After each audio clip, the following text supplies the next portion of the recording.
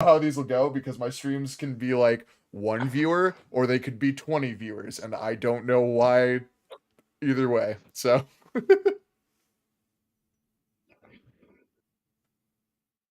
all right. Oh, I should make a tweet too.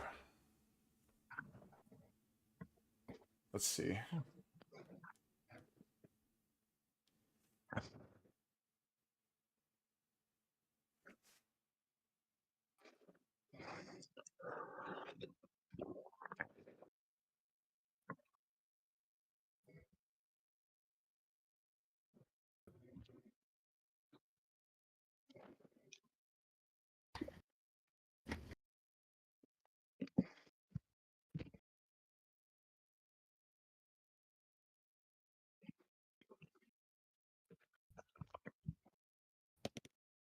Okay, let's see. YouTube and Twitch are both working. We're good to go.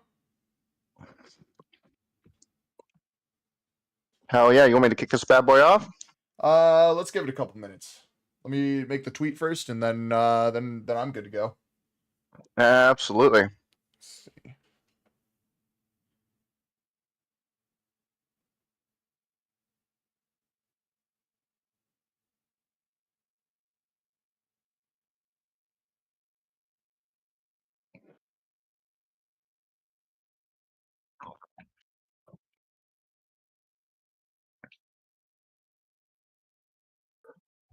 Oops.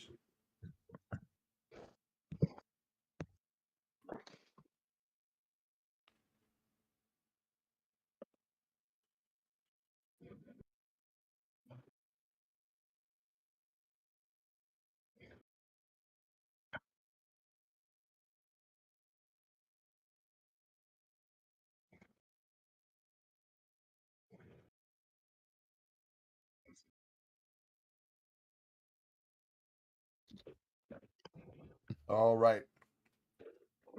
That shit tweeted. Hell yeah. Hell fucking yeah. Good times. Real quick, going to make sure the video feeds are good on the actual websites instead of just taking the word for it from. That's smart. I'm gonna consume an ungodly amount of Myconics, and if I have to start with this in my mouth, then we're gonna just roll with it. Start now. Hi everybody, it's me. Welcome to Fresh Roll. Perfect. Start now. Oh, oops. No, oh god, all the audio is on for all of the websites. Oh god. Okay, we're good. Real quick, if you are watching on YouTube, welcome. Hi. Thank you for watching on YouTube for some reason. Why are you there? Choose Twitch. It's better. Anyway, drop a like. It really helps me out. Fucking YouTube degenerate. Let's see. All right, everything's good. Ready when you are, Felix. I was somehow able to choke down that last Myconite. Just give me 1 second. Beer. Beer. Yes, the drink of choice of a certain stout and portly race in the fantasy realms, which we'll get to in just a moment. Hello, dear listeners. My name is Felix, and today I will be your guest DM on yet another edition of Fresh Rolls. Thank you all so much for tuning in. If you haven't given us a follow, a like, a subscription, whatever, go ahead and do that right now if you want. If not, kick back, relax, and enjoy some free entertainment. So, today I am graced by two incredible players. To the what I can see as the left of me is probably different on your screen is OG DM and roommate to the stars Matthew Smith, and then yes, golf claps all around, and then just below me, possibly again, not entirely sure what you are all saying. We're just going to go off of mine. Is a new friend of mine and someone who I've been able to share the screen with a few times. Tofar, hello, my friend. How are you doing today? I'm doing good. I've been so excited. Hell yeah. D&D. Hell yeah. Yeah, me too. It's fucking good. I'm glad that we're all excited. Go subscribe to twitch.tv/TofarLove, by the way. Yes, subscribe to Tofar. Give your money to Tofar. If you have, so far. If you have a Prime subscription, if you have Amazon Prime, you get a free Prime subscription. Just connect it to Twitch. They don't tell you when it's up and ready to use. You get it every month. Go use it on Tofar right now. Just like type that URL in. Go use it right now, and then come back. Hell here. fucking yeah. You can use it on another Awesome. tab. Well, you can still listen to us. There we go. So, plugs all done and good and everything. Let's go ahead and start off with a little academic conversation, shall we? I love So- academics. Right, that's what the people are here for. So, the cornerstone fantasy race, I would dare to say, dwarves, in D&D specifically, not so good with water. No. There's a reason they live under mountains, and there's a reason they live away from coastlines. Canonically in D&D, and also in a lot of other different forms of media, they're very heavy, dense individuals that, as a race, do not mix very well with water. Yeah, bones are They're made basically from the iron. mountains. Yes, exactly. Yeah. They are not very buoyant as a race. No. Bros do not float. However, we find in the realm of Duskwater, certain clans have kind of bypassed this. Some use incredible alchemy and artificing to create intense bathyspheres and steamwork contraptions to allow the travel through the many islands of Duskwater. Others rely on magical means to avoid a wet death. But the ones that we are going to focus on today have tried a different approach. Crafting their ships from immense mounds of the floating stone pumice and enforcing it with magical metals and means. We find the High Singer clan up on the high seas aboard their mothership, so to say, their crown of their fleet, the Mountain Bringer, a colossal mound of pumice that has been carved intricately into the aesthetic works that you would imagine a fantasy dwarf to do. Nice hard angles, beautiful rune work, pillars for days, a lot of statues of past ancestors, and it's aboard this vessel, the Mountain Bringer, that is now currently, we see it floating in the Sapphire Sea, anchors down. We see the clan of the High Singers preparing for a festival, some sort of festivity. Banners are being thrown up. Little dwarven children, their scraggly little beards just coming in at the age of 100, are running around chasing each other, tripping over whatever the fresh catch of the day is. We see Sweet Babs in the kitchen, in the galley of this ship, yelling at dozens and dozens of sous chefs underneath her. Her braided red beard thrown behind her back to stop from contaminating the food, as we see them mixing together all sorts of food that would be poisonous to any other race, but for dwarves this is nothing but a hearty meal. And we find ourselves outside of the captain's quarter with two dwarves. Let's go ahead and Tofar, while your character is waiting outside this area with Matt's character, why don't you go ahead and describe them, tell us their name, and maybe a fun fact about them as well, just to kind of get us to know a little bit more about them. Yeah, so I have here Bartholomew Silversword. He's a pretty normal looking dwarf, full black beard, black hair, a bit of graying. He was a hermit. He's a bit older. He's essentially just kind of shut himself off for a while, only recently coming out, when essentially just invited out to come to sea and everything, to see the world and kind of explore, learn, grow his knowledge, really. Fun fact. So, fun fact is his eyes are in this incredible shade of amber. And among a lot of his friends, it's almost a joke that in his younger years he drank so much that his eyes, became the color of the ale that he consumed. I love that. Amazing.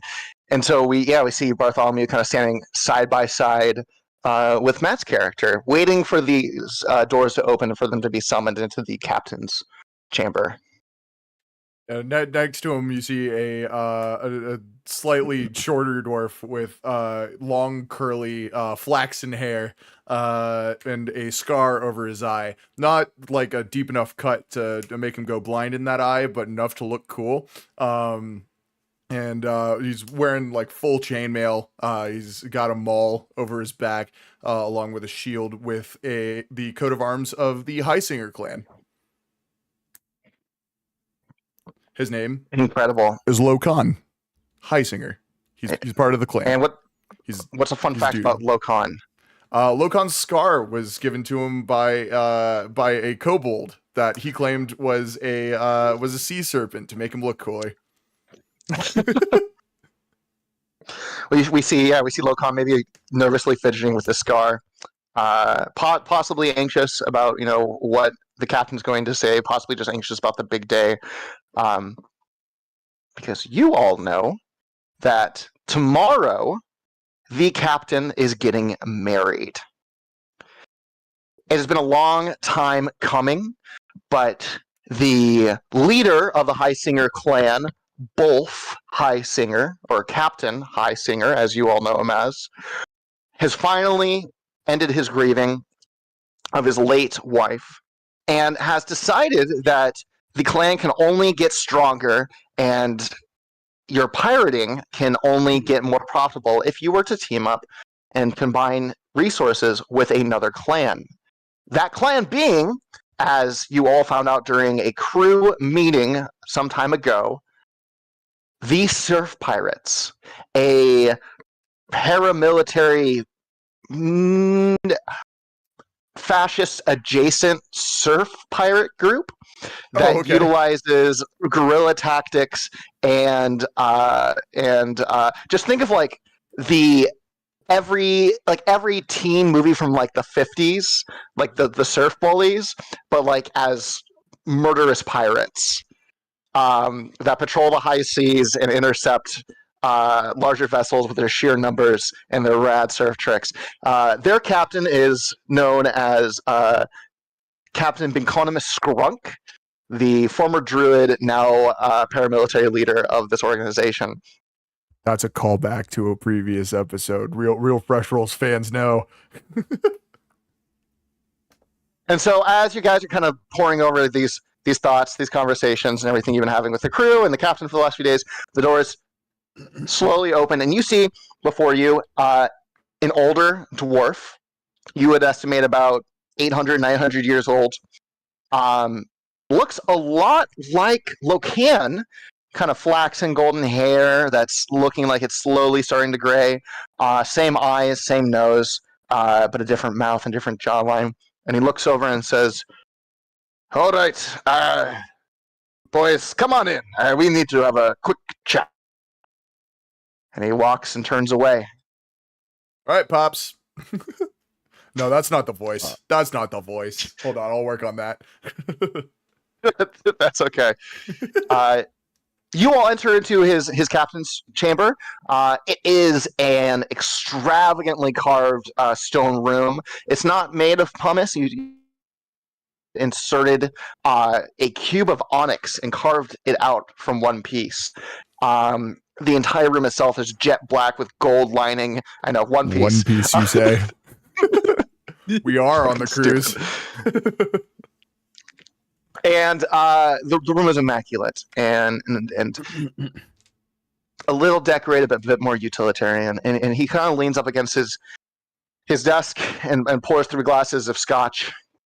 And he hands 2 of them to you all. And he says, "All right, lads. So, as you know, tomorrow's day. And I understand that it's going to be a change.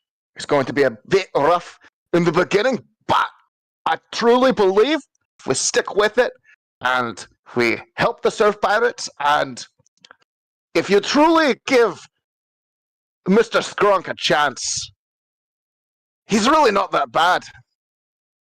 He's literally a fascist.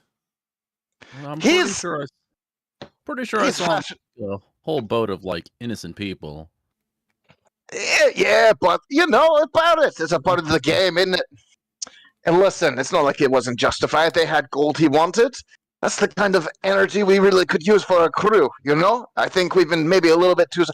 Regardless, he looks specifically at you, Locan. He says, I know you've been taking the death of your mother pretty hard, and I know it's only been 200, 300 years now? Is that correct? Yeah, only about 300 years. Only 300 years since your mother passed tragically from that accident in her sleep. She shit herself to I mean, death. I you know, know- it was very tragic. It's a shame, truly. We haven't been able to invent carbon monoxide detectors yet, and truly the entire ship went down under her fleet. Regardless, I know I change don't is know we difficult. know what carbon monoxide is. What is I've heard only legends. I've heard only legends. But listen, I know change is difficult, laddie. And I miss your mother every day. But I really think that Mr. Skrunk, could be a great that? addition to our family. Bartholomew, back me up. You've met Mr. Skrunk before, right? Oh, he's a pirate. He is. Definitely, I've seen him in the water. I personally kind of just He's just looking at you. Just going, yeah, he's Pops, I am all for you moving on and being happy. I don't know if Ocean Hitler is the correct one to go for though. I mean, it's not like he's genocidal. He's just a bit rough with his quote unquote constituents. But does that mean me also, or does that mean the both of No, us as well? Or? no. I mean, obviously, the marriage happens. Our two clans begin to work together. There's peace between us and strength and prosperity. And You can talk to the advisors more about it. I'm not really so concerned, or as embedded in the politic aspect. But it would be nice to have a right hand for the High Singer clan, and it would be nice to be a left hand for his. Regardless, I have a wee task for you all to do for me before tomorrow, before the big day. And he kind of pauses Captain. and looks, and he says, "The first time that Benconomus and I locked eyes in the heat of battle, blood dripping down our foreheads from the blows that we had inflicted upon each other." And the sweet love we made afterwards. All right. There was you see him kind of like swirling his hand around the glass of the scotch. Locom Anyway, looks visibly uncomfortable. After all those unpleasantries, he took me to his galley and made me a stew of sorts that he had been taught by his mother how to make. And so after talking to his family members, I have the recipe. I have all the ingredients, and I want to make it for him for our wedding feast. I want it to be something nice and special. Something to show that I care for him. And what better way to get to a man's heart than through dwarven cooking? Am I right, lads? Wouldn't our cooking kill him though? We'll tone down a few of the things. I'll stick to the recipe this time, I promise. Okay. But there's one ingredient I just did not have time to grab. I desperately need the crown of a machinoid. crown of a And I what? want you a machinoid, and I would like you both to roll either a history, roll a history or a nature check for me I'm on it. to see if you know what he's talking about. Ooh, that's a good roll. That's an 8. 8 You said Yeah. history or nature? or nature, 18. whatever one's better for you. Bartholomew, you've heard the name Myconoi before. It's just you can't seem to lock onto an image in your mind. But Locan, you've read through your father's journals and studies and everything like that. You've looked through some of the taxonomy books that he has. He's a very well-read man. And you know that myconoids are large mushroom people that tend to kind of flit about this world. They don't tend to stay in one location. There are a few established myconoid colonies, but they're a long way away. And so the ones that you normally see in the Sapphire Sea, they tend to be almost nomadic. No one really knows why or what they're doing, where they're traveling, and what for, but they tend to kind of pop up in random establishments or camps or things along those lines. They're generally peaceful creatures, very intelligent. And he looks at you and he says, we have a contact, actually, with one of the traveling myconoid colonies a few hours south of here on an island called Orum. It's not too far. Right. I can give you a map, but I need you to go talk to them. He gives you a large bag of coin from behind the desk. He says, give this to them, give them my sincerest thanks, and tell them that they can expect the rest of it later. They'll give you the crown, you can come on back, you'll give it to Sweet Babs the cook, and we'll have a nice, good stew tomorrow after the ceremony. Can you do that for me? Sounds simple enough. Can be done, Captain. I appreciate it, lad. I appreciate it. He kind of, as he's saying that, he kind of puts a hand on both of your shoulders.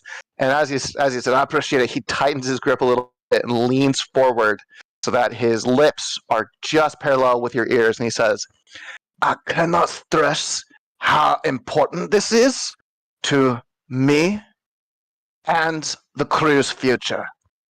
If this ceremony does not go well, it could mean war between the surf pirates and us. Do you understand? Clear as mud. Understood. I mean this in the best way possible and for your safety. If you cannot find that ingredient or your mission is a failure, do not come back. I love you both, but the ship will not be a safe place for you one way or another. Wow. I kind of pretty harsh. Lock hand a look, and I just. Yeah, no, I look at my dad and just kind of glare at him a little bit. You glare at him. Make an insight check. Both of you can if you'd like. 20. Oh. Someone knows their daddy. Indeed. 5. No, my pops. Bartholomew, you're like, what the fuck is this guy? Like, what's wrong with my captain? Like, he is not normally this intense in this way. He's acting like an asshole. It rubs you the wrong way. Like a -5 points to your attitude towards him, maybe. You know what I mean? Bartholomew will remember this later. Yeah, exactly. Maybe it kind of starts a rough sort of relationship that you have with him. But Locan, you know your father. You fought next to your father. You've helped him plan sieges and battles and things along those lines. You know that he wouldn't dare do anything to harm his crew. And that this message, though harsh, is coming from a place of love. He truly believes that if this present for his future husband does not go well, that there will be violence. And he merely wants to protect him. He doesn't continue on his face. I continue the glare, but I give him a knowing nod. He kind of nods to you back and kind of clasps you on the back and says, all right, enough of the emotions. One of my mates has got a skiff for you already. It'll be down in the drop bay. You know the drop bay is just right in the middle of the ship. The Mountain Bringer is built almost like a catamaran, so there's a large hollow area right in between the two large pumice pontoons, cool. Where skiffs and skimmers get dropped off for raids. Just go talk to Barty. He'll go ahead and help you out. Okay? I'm This going to isn't get like back the to last working on skiff. the vows. This isn't like the last What was skiff, is it? Or the one that Oh, sunk?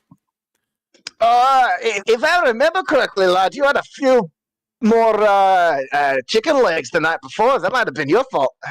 Well, we're all heavy. I don't know why you're bringing up my weight, but I just think you could lose a few pounds. I mean, you know what? We can get into it later. We can talk about your it's all health muscle, I later. promise. Is it all muscle? Not really. No, he's got a little bit of a gut. Can I insight check and just kind of side eye him real fast? Just double check real fast. Yeah, Yeah, absolutely. roll for fat. Matt, you can roll a deception check if you like. Yeah, I'm on it. Oh shit! Oh boy. Uh-oh. I rolled a 4. I'm working on it. Oh shit. 13. Ah, damn. Hell yeah. Yeah, he looks fit. Your Oh friend my looks fit. Damn. Yeah, no, I look like a Yeah. linebacker to you. I've got a gut, but that gut is all just abs. And he says, "All right, I got to work on the vows. You all do your thing. We'll see you soon. Hopefully later tonight. Okay? It's roughly early morning right now. Well, hopefully we'll be back before then. See you soon. And you all leave. You begin to head down to the drop section, and you see a wiry-looking, like old as dirt dwarf. The skinniest one on the ship, sunken deep eyes, bags and bags and bags underneath them, wiry shocks of hair just kind of poking out. Bartholomew, this is the dwarf that you were named after. And Barty looks at you and he goes, "Well, looks like you two finally made your way down. How was your talk with your pack?" Well, we got scotch out of it. So, that was cool. A good conversation. All right, well, enough with your pleasantries. I've been working on this baby since you almost sunk it last time. He kind of pats it. It's just And like you a see patch in it. Yeah, you see it is a almost like a long canoe made out of pumice, nice and worn down to smooth edges. And it has kind of running along the middle a long stretch and ribbon of gold. The back of it, however, is the most impressive part. There is a large crystalline container with what appears to be a small tornado whipping around inside of it with tubes going into the water. And he says, "It wasn't easy, but we were able to get this wind elemental in here, and hopefully it should get you over to Odom as fast as you can. You just gotta make sure to treat them nicely, and maybe give them a few leaves to play with every once in a while, and here." And he kind of reaches and he gives you like a bag of enrichment things for the small tornado. He says, "Just pop the first hatch, you'll toss it in there, and then you'll pull out the sleeve so it goes in there. Make sure you don't have both of them open or you won't have any power. You understand?" Sure. Understood. Clear as mud. If you would like to make a Arcana check to kind of understand how this ship works a little better, you absolutely can. The 6. 10. Mm. I'm You're- real fast. Yeah, Your might be a good idea. new ones are a little stinky. Yeah. Huh. Stinky dice. Yeah, so you're looking at this, and again, it looks like a large crystalline like box that has a almost like a goodness, what did you call that? Like a sheet shoved into it, like halfway, and then there's a little latch above that. And so what he said is it's very important to open the latch, throw things inside of it, and then pull the thing out. But other than that, you're having a hard time kind of understanding what else is working. And he says, "All right, see you later." And he kind of starts wobbling off to his next project, wiping greasy hands on a rag inside of his apron. Bye, Barty. Bye, Barty. Bye. Is there anything else you guys would like to do before you take off? No. No. Any goodbyes you want to say before your journey? Any last minute business on the ship? Nothing. Oh yeah, I turn around Ah. and I shout in the general direction of where most of the crew is. I go, "Hey!" How many of them turn around? Make a performance check. Okay. Yeah. You're in like the for lack of better words, like the mechanic shop section of the ship right now. You see people like working on a bunch of ships, making repairs, fixing weapons, making new ones, things like that. That's a 2. What'd you get? You hear one guy go, "Yeah." He's like 10 feet away from you. Just What's up, man? double birds, and then I just drop into the boat. Oh man! Oh, I'm gonna remember that for later. You drop in. Random dwarf will Bartholomew. remember that. Yeah. Bartholomew, you excuse I me. just kind You, of. I'm just gonna hop in. you hop in. Yeah, you guys hop in. You take off. As soon as the boat hits the water, it seems like the steam elemental, or so the air elemental knows what to do. From the 2 tubes coming off of the crystalline container, it just starts shooting air out of them, and you begin to just zoom on down. As you're going a little bit faster and faster, you realize part of the reason why you're moving so fast is there is a long metal hydrofoil that is causing a lack of resistance against the water as you kind of raise up a little bit above the waves. And you're zooming. You guys are zooming. You travel for about an hour, thinking you're going in the right direction.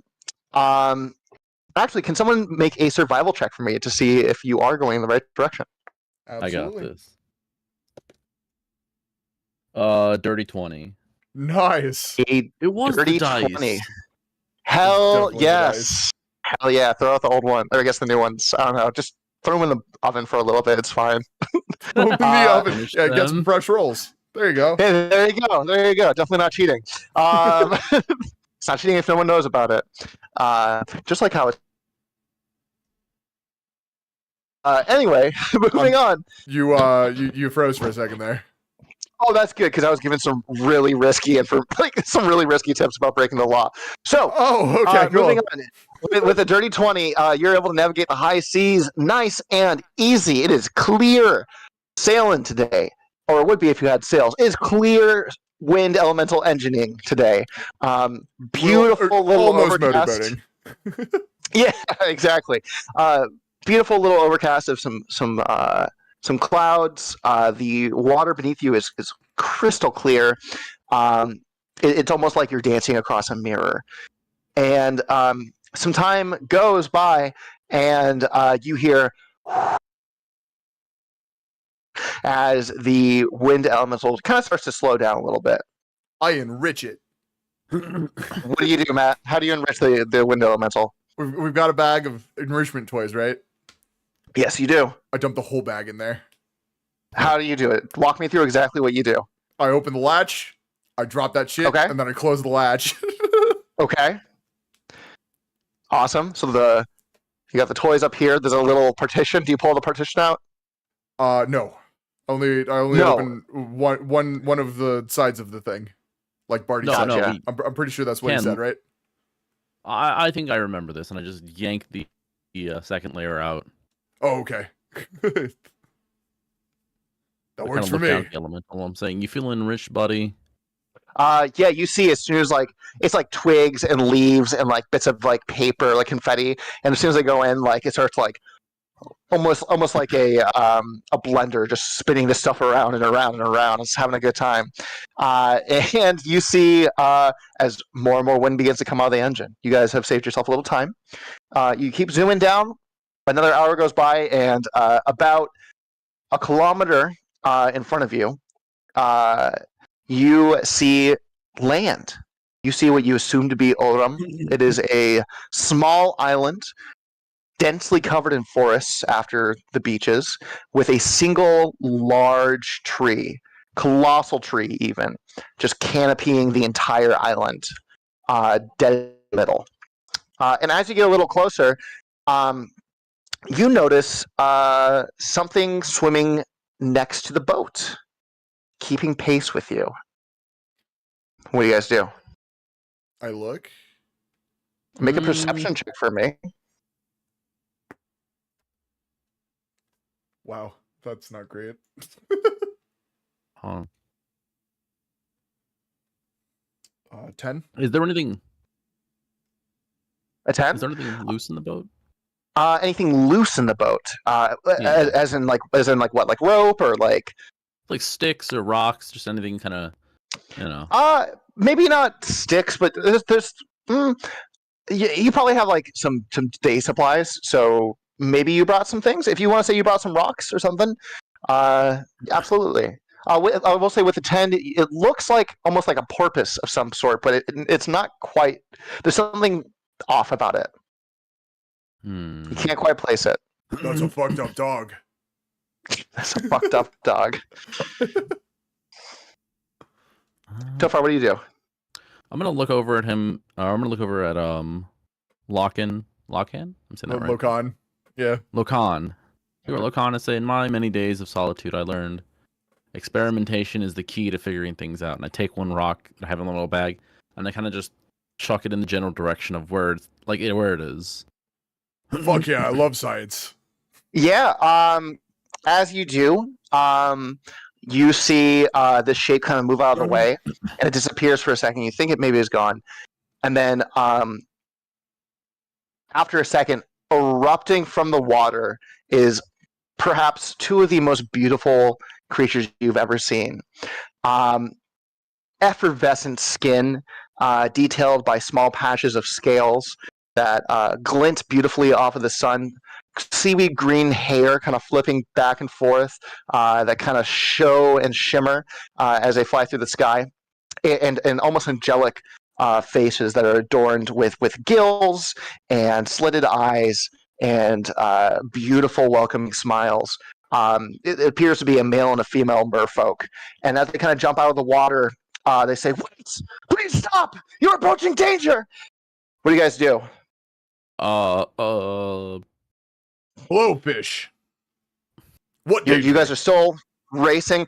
They're kind of like backpedaling on their fins, on their tail, and they're saying, "Stop the boat! We'll tell you. Stop the boat! And we'll tell you."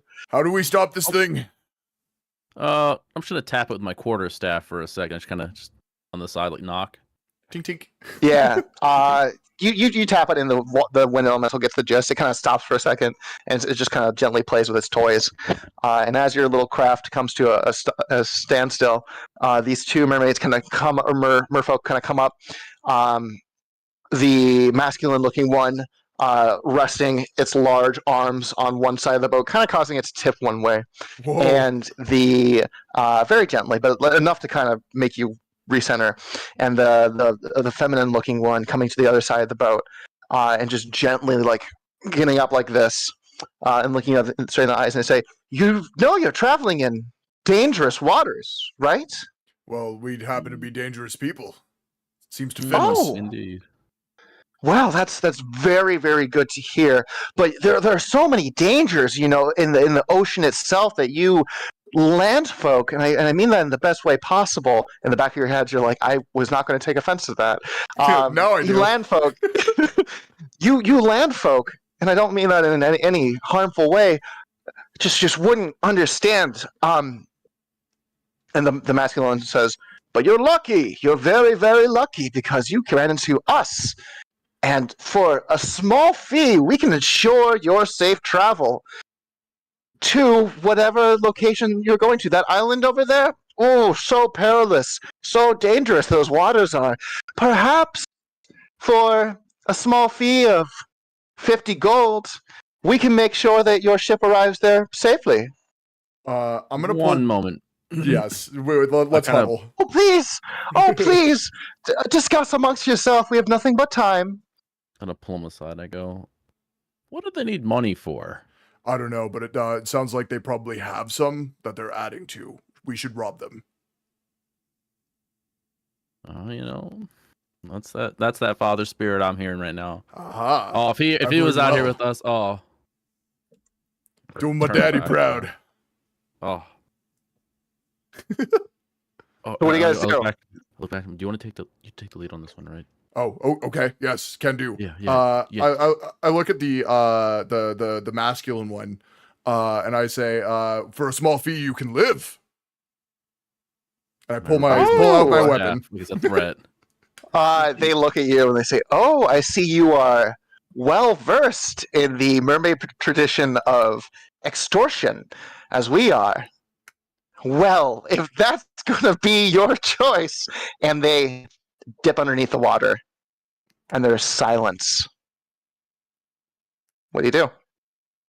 I tap on the side of the glass again with the wind elemental.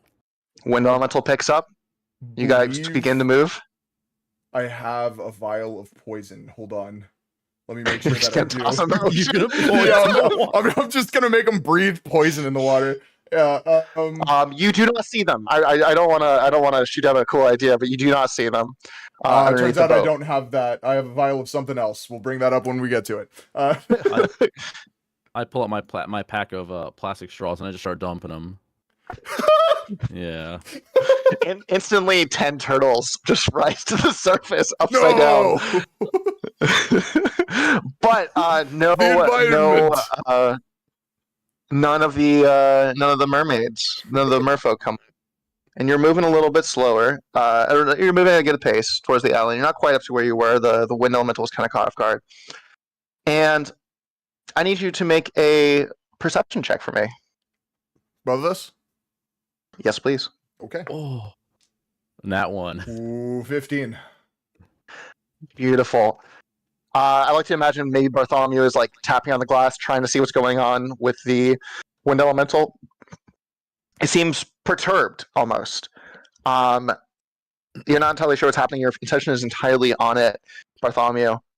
Locan, you look at the wind elemental for a second, and you notice it's the wind is almost trying to push a certain way inside the glass, almost like it's trying to get away from something. As you look in the direction opposite of where it wants to go, you see approaching you a large black fin, moving faster and faster.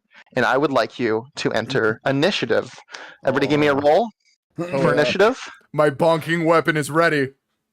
I'm going to make a roll for whatever this creature is. Ooh. That's another one. That's another 15. No, Bart! Damn. And what was it, Matt? These mushroom dice. 15. 15. All right. So, Mikri just appeared. Little man. You all.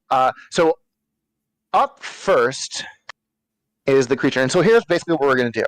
I'm going to say you guys are 3 turns of full movement away from the shore of the island. You can use an action to encourage the wind elemental to move a little bit faster. We'll say the boat moves at 60 feet around. Okay. Mhm. If you roll a successful animal handling or we'll say animal handling check of a DC 13, it'll be able to go 90.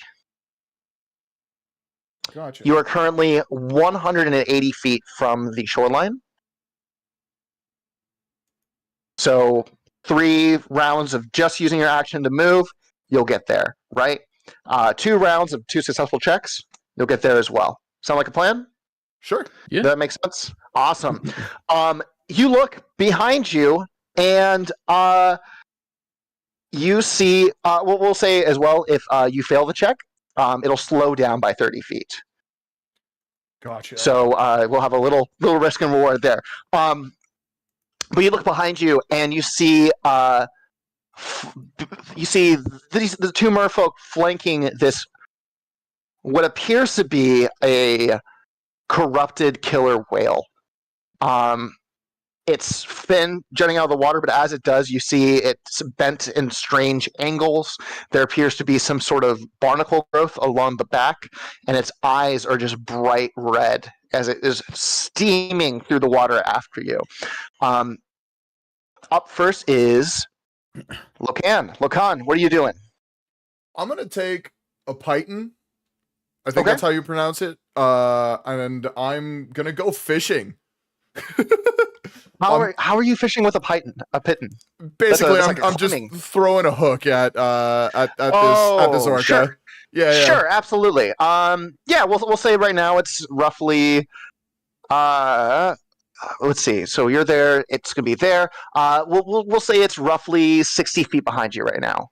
Oh, I don't know if I can throw that far. Well, if you do a successful range attack, we can say that you do. Okay. All right. I'll roll for it. Roll some points. Yeah. Gotcha. Oh boy, that is range attack. That is that dexterity for range? Yes. Yes. Okay. That is a 14. A 14 will hit. So you launch in there. Sick. We'll say roll just a straight D4 as this hook gets embedded into it. You see it like wraps around the. We'll say maybe you like tied like a piece of rope to it. You flung this thing and it wrapped around the large fin of this creature as it on the last swing around it embedded itself into that fin itself. That is a 3. That's a 3 damage. Okay, it doesn't seem too perturbed by that damage. What are you trying to accomplish with this, Matt? Disrespect. Hitting the fish with a hook. Awesome. As you now have hooked this whale, is it tied to anything on the boat? What's securing the rope? I would say I'm just holding it. Awesome. Amazing. Fantastic. I need you to make your choice, a sleight of hand check to release your grip from this rope, or a strength check to steady yourself as the whale takes a straight 90-degree turn and tries to rip you off of the boat. And this will be the whale's turn, we'll say. That is 16. 16 for which one? Are you holding fast or are you... I'm holding fast. Letting go. This is a strength check. Okay, you don't lose... you don't let go. And as you sink your feet into the side of this boat, you begin to follow the whale itself as it's ripping you off course. It is now Bartholomew's turn. So we're now being led by the whale, right? You're now being led by the whale. Yes, you've made. Imagine, if you will, you were right here. The whale was like right here. Matt threw the hook. The whale started to go off in this direction, and now you're swerving away from the island, which is over here.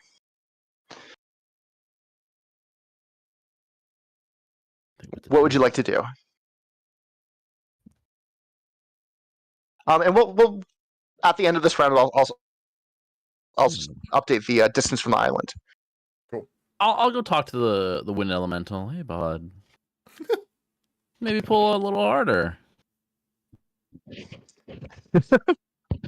Whoosh whoosh! It exclaims as it like points at the giant whale. It's like what do you want me to do? I'm gonna look over at Lokan and be like, hey, What's up?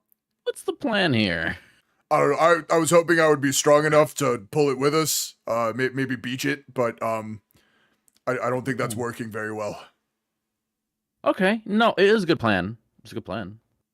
I like it. I mean, I thought it was. Maybe not so much anymore. I think it's time for a change of strategy. You got any ideas? I'm gonna use my cantrip of Firebolt and try to hit the line, just kind of burn it at this point. Oh, that works for me. Oh, Yeah. okay. Absolutely. We'll say this is a DC 14 to hit, just because of how quickly and bouncing everything is right now. Go ahead and roll your ranged spell attack. 20. Holy shit! Whoa! Yeah. Hey, nat 20. Nat 20. Oh Sick. shit! The rope is gone. Not only are you able to, cut the rope.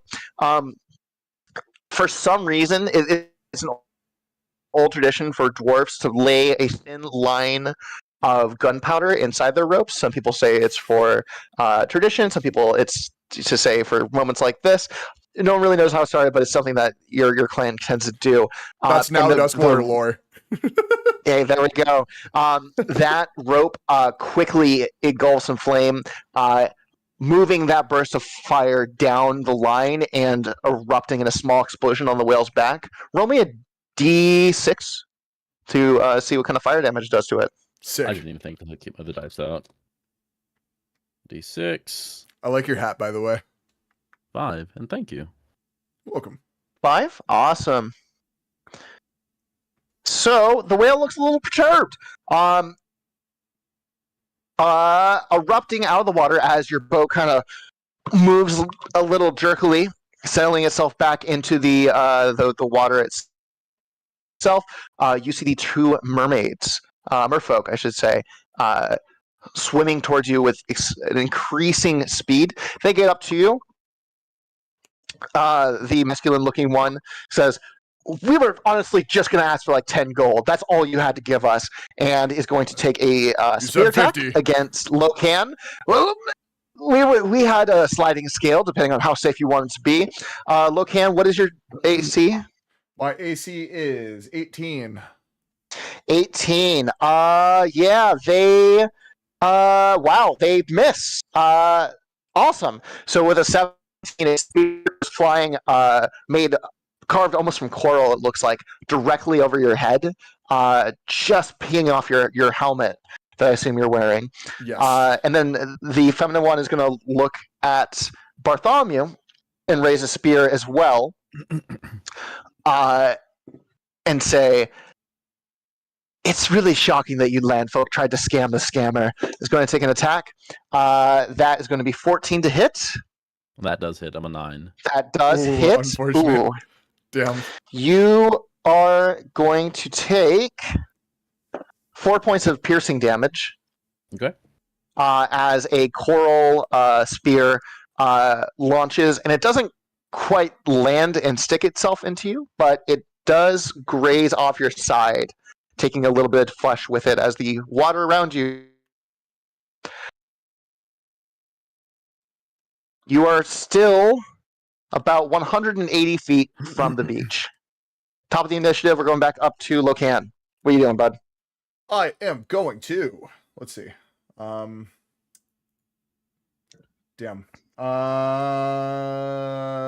Shit. I don't have anything ranged.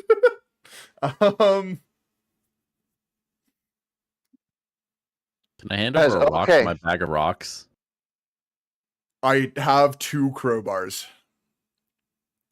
What are you doing with these? You trying to throw shit? I'm just gonna throw a crowbar at. I don't think it's gonna affect the whale too much. Probably not. I'm gonna throw it. We'll say the merfolk are like roughly 20 feet away. Okay, I'm gonna throw it at the masculine merfolk. Roll to hit. Okay. Will be a D4 plus your dexterity. I might change my dice. I feel like this is Where'd you my roll? luck's a little too good. It's a 19. Yeah, that hits. Yeah. No, don't change. I think I need some worse rolls. You stupid surface dweller! You think you can go against us and the mice of the oak plank? just flat ways, just toink, taking up as much surface area as possible. Roll me a D4 plus your dexterity. Okay. That is a 5. It's 5 total. He's not looking good. Some would say he looks bloodied as this crowbar bounces off of his face and he holds his nose as Eat blood shit. begins to enter the water. And he looks down and he goes, "No, no, no, no, no," as a bigger pool of blood happens to be forming. Up next is the whale. The whale, which is it's going to use its movement to just get right up on you. It's going to try to take a bite out of the boat. We'll say that your boat has an AC of 15 and a damage threshold of 10. Okay. We'll say it has 20 HP, okay? Oh boy. So the whale is going, it's not the biggest skiff. That is not going to do it. The whale rolled a 13. It tries to take a bite of it, and it just can't sink its teeth into the stonework. Thank God for rock Up next is- boats. Yeah, right. Rock boats. Locan, what are you gonna do, my friend? No, it's Bartholomew, I think. Sorry, Bartholomew. Yeah. Bartholomew. I'm so sorry, Bartholomew. What are we doing? How far are we from? It's 180 feet still, right? 180 feet right now. Yeah, and you have a regular movement speed of 60 with a DC 13 animal handling check, 90 feet of movement.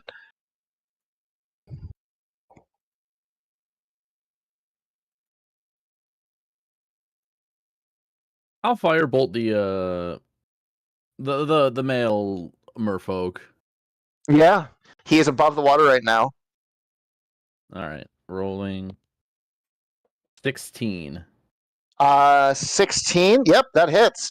Firebolt blast into his face. Roll damage. We're gonna see how much of his face is left. D10. Damn. That is a 7. Yeah. What happens? How do you kill this man? This water man. So I'd like to mention he's about halfway out of the water, and it kind of just big splash of flames, and it's like the smell of like a cooked fish almost. You know, you go, grills one side real Delicious. good. Tilapia. Delicious. As he just stinks into the water like a little inky trail moving from his corpse. And you see the effeminate one, the feminine merfolk look around, terrified at all the blood that's in the water. Is that going to be your entire turn? I'm just gonna point at her menacingly. Say nothing though. Make a intimidation check. Addition. 19. Fucking incredible. Fucking yeah, she gets the fucking message.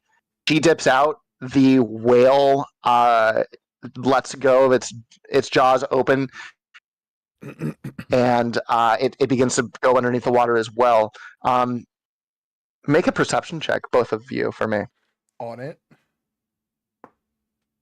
16. Nat 20. I'm changing my dice. I Beautiful. feel bad about No, this. no. No, you guys, you're Please. gonna want this. I promise. Okay. With a nat 20, you look and Bartholomew, you know that you fucking put it out there. You know you fucking came in with the intimidation of an old scary dwarf, and there are a few things that can beat that. But you think that maybe you are aided by the fact that all this blood seems to have attracted more and more finned creatures as the waters begin to churn. Fuck. You are still 180 feet from the shore. Up first in the top of the initiative is going to be Locan. Locan, as the ship begins to stir up underneath you and rocking the boat as unidentified creatures swarm around you, no doubt feasting upon the merfolk that you just murdered, what do you do? Are any of them following us, or are they just like hanging out with the merfolk? Right now, they're definitely not hanging out. They are munching away. But you know it what? doesn't I'm trying quite not appear to that they've noticed you traumatize just myself. They're buds in my mind. Yeah, they are. They're having a nice, fun time Okay, cool. together underneath you, but they haven't seemed to notice you yet. You're not sure how long it's going to last, though. Okay, I do nothing, but I do start chopping up some of the meatier parts of some of the rations I have. If I need to chum the water, I will. Okay, you start to do that. That'll be your action. Yes. Up next is going to be Bartholomew. Not doubting Locan, but I'm still gonna run over real fast. Start talking to the one elemental. Hey, bud, we gotta go. Yeah, absolutely. You begin to move. We'll say you start to move the 30 feet. Go. Are you trying to encourage it to go the full 90? I'm trying to go Or for you the just- full 90. Roll a DC 13 animal handling check. Okay. And I know they're not technically animals; they're elementals, but fucking 20. We're treating them like cats Whoa, right now. Yeah. Whoa, Is that let's not go. 20? And that's a nat 20. Nice. Jesus fucking Christ. We'll say with the nat 20, you're able to go, you know what, double damage, double distance, right? That's how we play it here. Fuck yeah. You in the span of a turn, you are able to launch yourself up onto the beach, knowing that you can easily get this this small ship, this skiff, back into the water if need be. But you find yourselves fully beached on this shore of Oram. And as you look around this beautiful beach, as the midday sun peaks above you, off in the distance you see smoke rising, almost as if from a campsite, a ways into the forest ahead of you. And that is where we are going to take a small break. Hell yeah. I am going to do a quick bio break and check on some soup that I'm cooking to make sure that I haven't set our kitchen on fire. So I will be back in 5 minutes, and we will continue and finish our adventure done.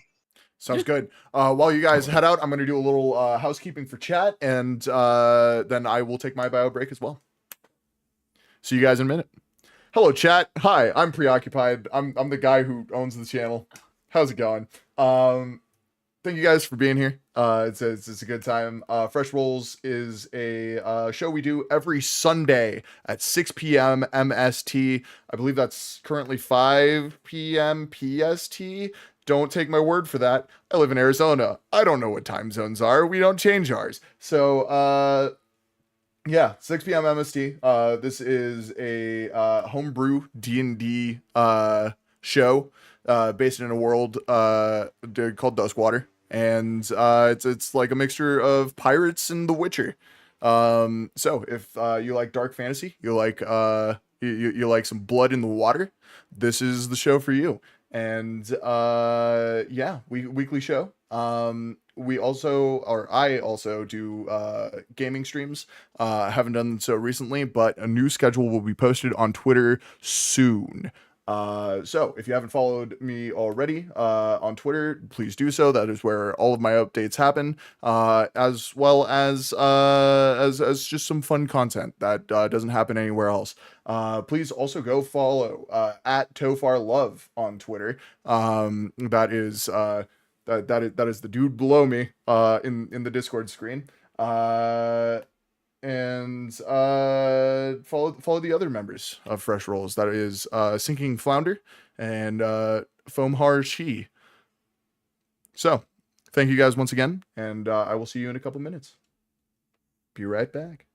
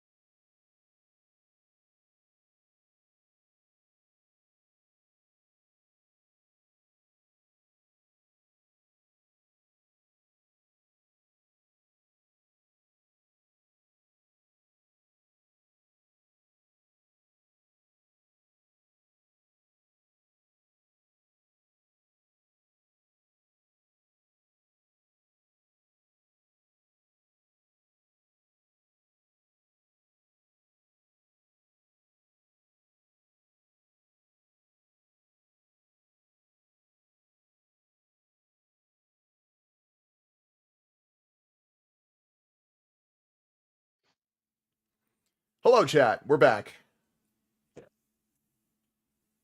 We are. Hello and welcome, everybody, to part 2 of the grocery run one shot.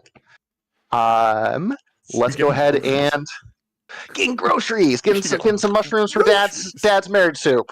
Yeah, Gotta make sure dad gets married well and no one gets killed at the wedding. All right. So you all just arrived on Oram, this small forested area of the Sapphire Ocean, an island, if you will. You just ran your boat aboard after being after going through an attempted extortion from 2 merfolk and an orca. And looking off in the distance, a detail I forgot to say, to the right of you is what appears to be a large boat of some sort. Looks a little different from the other ones you've seen. It appears to be a large puffball mushroom, maybe 50 feet high, with just multiple sails of mycelium erupting out of it in different areas. It's a little chaotic. It doesn't make sense to you, but you assume it's seaworthy as it kind of gently bobs on the ocean. Strands of mycelium that are anchoring it to the beach itself are also acting as gangplanks from it, although the ship itself looks empty. Cool. What do you guys do? There is the smoke you found, and there's the ship. There's not really too much else of note on the beach. Are there tracks in the sand that we can follow? Good question. Yeah, make a survival check. On it. Oh boy. Here's the bad roll. That is 7. a 5. A 5. You are having a hard time seeing it. There's a lot of divots and everything. You can't quite tell if the divots you see are footmarks or footprints, or just regular little dunes made from the wind. I don't think they walk. I feel like they do, but go check out that ship. Sure, why not? Let's do it. All right. Before my character kind of walks away, I kind of scoop up some of the sand, not like a lot, and then I walk back over to the ship with the elemental and I kind of dump it in the little hatch, close it, and pull it out so it has some sand to play with. Beautiful. It looks very happy. Some happy little wind is, being blown out of the vents, and the boat's not going anywhere because it's on the water. Yeah, there's a small dust devil occurring. So you do that. It seems very happy, and it's a gust of wind, so it's not like you can really tell if it if it's nodding at you. But you get the sensation that it appears content and happy with you. Happy breezes.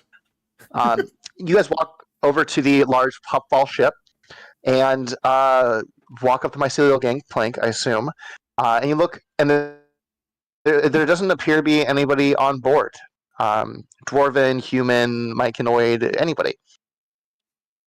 Roll an investigation check if you want to try and find some things. Sure. How does it hold up against our weight? That's a very good question. There is a reflexive sinking, it feels like, as you step into it, almost as if anybody has ever walked on snowshoes on freshly powdered snow. It feels a little bit like that. But when you lift your foot, whatever impression you leave is not traced behind you. Cool. It's squishy. Nat 1, by the way. Oh my, Nat 1 also. Let's go. Yeah, you guys. That's an 11. That's an 11. 1 and 1 next to each other. That's an 11. I love that. I think you actually both take psychic damage from being so frustrated that you don't find anything. No, I'm not gonna do that. I should fucking know. I should. You guys are doing too well. But yeah, so you don't find anything, which is a bummer because there's some pretty rad magic items on this boat. But oh well, I guess you don't find it. But the smoke off in the distance seems to be calling your name. Would the magic items happen to be mushrooms? You will never know. Will we experience ego death if we find them? You will never know. I'm sorry, Matt. Damn it. 2 Nat 1s? Are you kidding me? I'm not gonna give up that opportunity to be a dick. Unfortunate. What do you guys do with the 1 lead I gave you? I Is the- guess we can check out that smoke. Is the boat edible? I was You thinking that too. absolutely- Can I? You absolutely can take a bite if you want. You know what? Is this- Before I bite it, I lick it. You lick it and make a Constitution check with advantage for me. Cool. Love that for Can I me. take- Can I just rush and bite it? I'm not gonna spend around licking it. I'm just gonna Yeah, bite. make a Constitution check with advantage, both of you. 16 on my best one. Awesome. How are you so far? Constitution save. The first one was a 2, by the way. 10. With, 10, just barely made it. It has a bit of a meaty texture to the bite, but a very, and I apologize, I've never had puffball mushroom before, but a bit of a kind of a earthy taste to it as well. Mixed in with a bit of a brine from the seawater. It's not bad, actually. It's not bad at all. You think maybe this would be a good ingredient for your father's stew, but this isn't what he asked for. He specifically told you to bring back a myconoid crown. I marked that down for later, just in case. Yeah. While we're Just in here, case. actually, I kind of look over and I go, "Do you have a knife on you, real fast?" Good question, actually. Wouldn't you know it? I do. Just kind of motion over for it real fast. Yeah, I'd toss it to you haphazardly. Blade first, just Blade for catch. I kind of start carving a bit of the ship up, just in case something goes bad. Kind of stuff in my bag. That's it. Okay, yeah, you take a fist-sized chunk of this boat, and as you do, you look and you see strings of mycelium begin to interweave and almost crochet themselves very, very slowly back together from where you ripped a portion of it off. Gross. Delicious. All right, we should go.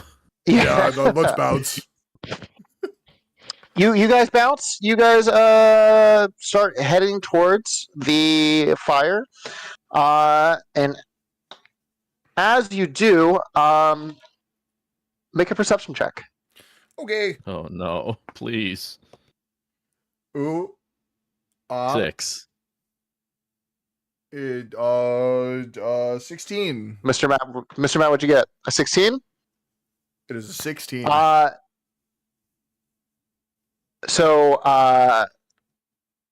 me see. Bartholomew, you take a step forward, and you don't see it in time, but you are instantly dusted with a. It's almost as if we'll paint the picture a little better. You two are walking up to the threshold of this forest, tall trees looming above you, and you take a step forward, and only Locan is able to kind of see what's going on and then take a pause and a step back. But you, my friend, get dusted in the face as a small little mushroom person, looks to be almost like Portobello, a brown mushroom cap above its head, just goes like this. And a glittering pink shroud of spores erupts in your face. Whoa, hey, that's rude. We haven't even And it looks introduced each other yet. It looks at you, and it does the same thing to you, but you have the opportunity to dodge if you would like. I do that. Make a yeah. We'll say because you succeeded the thing, you're able to take a step back. Cool. As you take a step back, Bartholomew, you kind of get twisted a little bit. You're kind of unsure what's going on, and then in your head, you hear a small voice getting louder and louder. Whoa. Hello? Hi In my there. head, though. In your head. Yeah. You hear. Why else there? Who is this? Are you? You're not 100% sure, but as you see this little mushroom man looking at you, you believe it's possibly coming from him as he is staring straight at you. Tell your friend to let me dust him. It's the only way we can talk. Hey, he says to let him dust you. That sounds like a trick. I don't like that. No, it's not a trick. I can hear him in my head. He's really nice, I think. You're hearing voices now. No. Well, I just kind of turn to the mushroom guy, pick him up, and walk him over to. Yeah, he's maybe like 3 feet Locan. tall. Yeah, so I just pick He's him got up like and just- long, like beefy arms, like short little stubby legs. Oh, come on! Look at this face. Would it lie to you? I mean, maybe. I don't know. I don't know him. And then before you can say that sentence, he just goes, and you get a face full of this. Oh no! The I same fell thing. You for get it. dizzy for a second. Yeah, you get dizzy for a second, and you kind of feel like a little bit of a tightening in the back of your skull, and then it relaxes, and you hear, "All right, sorry about the surprise.